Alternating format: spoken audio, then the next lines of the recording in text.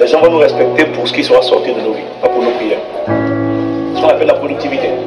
Ce qui sort de ma vie, les solutions, les réponses qui arrosent et abreuvent ma génération, les générations à venir. C'est ça qui te rend respectable. Si c'est que la prière, ils sont foutus.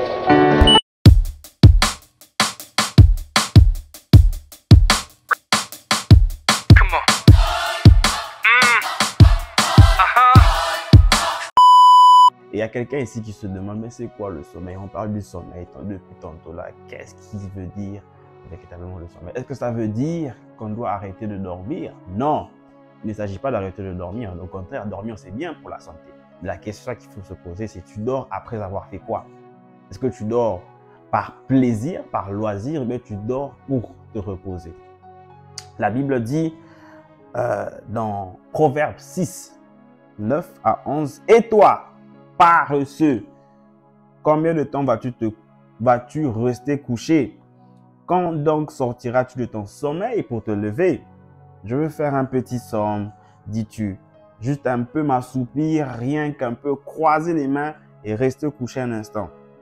Mais pendant ce temps, la pauvreté s'introduit chez toi comme un rôdeur et la misère comme un pillard. » Comme tu peux le voir dans ce verset, l'échec n'est pas un accident. La médiocrité n'est pas du tout accidentelle, pour nous montrer combien le premier ennemi de ton réveil, de ta productivité, de la manifestation de ta gloire ici sur la terre, en fait, c'est le sommeil. Et ce sommeil peut être aussi compris comme la paresse. Parce que le combat de la plupart d'entre nous, c'est la paresse. Non, c'est un combat. La paresse, c'est une vraie forteresse. Mais la paresse, c'est quelque chose pour lequel... Ah, il ne faut pas croire que nous, on est bien. C'est pas vrai. Tout le monde est combattu, tout le monde est combattu là-dedans. J'ai dû passer des années à crier à Dieu pour me délivrer de la paresse. Beaucoup de gens pensaient que j'étais productif, mais moi, je savais que je ne l'étais pas. Ce que je fais peut t'émerveiller, mais en fait, moi, tu me montres que non. Tu es capable de faire beaucoup plus que ça.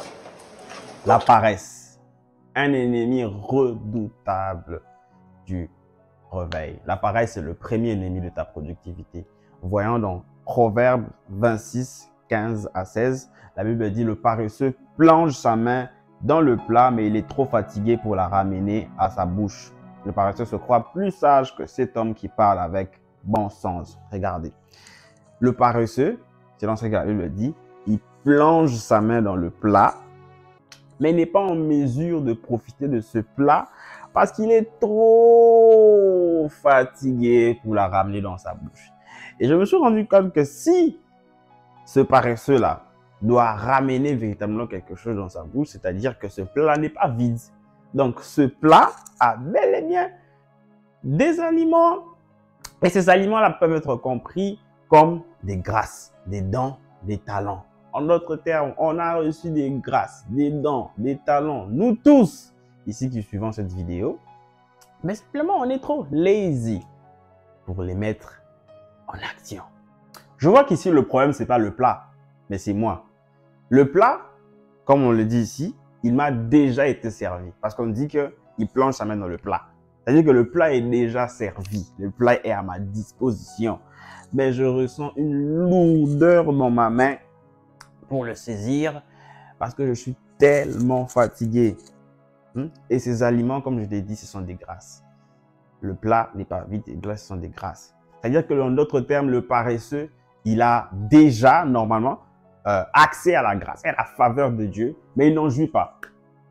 Le paresseux n'en jouit pas. Il a les opportunités devant lui, mais il n'arrive pas à les saisir parce qu'il est tout le temps fatigué. Et du coup, tout passe devant lui. Tout passe devant lui. C'est comme s'il est scotché en bas. Voyons dans Proverbe 26, 15 à 16, bon, la suite de ce verset, la Bible dit, « Le paresseux se croit plus sage que cet homme qui parle avec bon sens. » Proverbe 26, 15 à 16, la suite du verset qu'on a lu tantôt. La paresse, en réalité, commence au niveau des pensées. Parce que ici, vous voyez, on dit, il se croit plus sage que cet homme. Il se croit plus sage. Donc, il pense mal. En d'autres termes, ces pensées-là sont des pensées erronées. Et ces pensées t'empêchent de te lever pour te mettre en action. La paresse étouffe même ta créativité. Elle étouffe ton système de pensée. Je me suis rendu compte que le paresseux est différent de l'ignorant. Parce que l'ignorant, c'est celui qui n'est pas au courant de quelque chose. L'ignorant, il n'a aucune connaissance des choses déterminées. Dans la rue, on dit même qu'il y a un nul. Mais toi et moi, vois-tu, on n'est pas des nuls. Nous savons exactement ce que nous valons. Nous savons aussi ce que nous devons faire.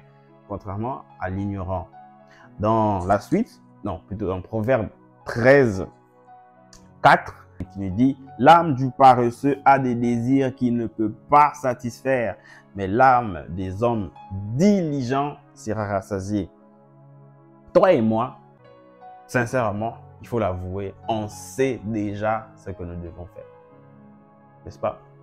C'est pourquoi tu vas voir, on va aller séminaire après séminaire, conférence après conférence, retraite après retraite, talk show après talk show, onction d'huile après onction d'huile.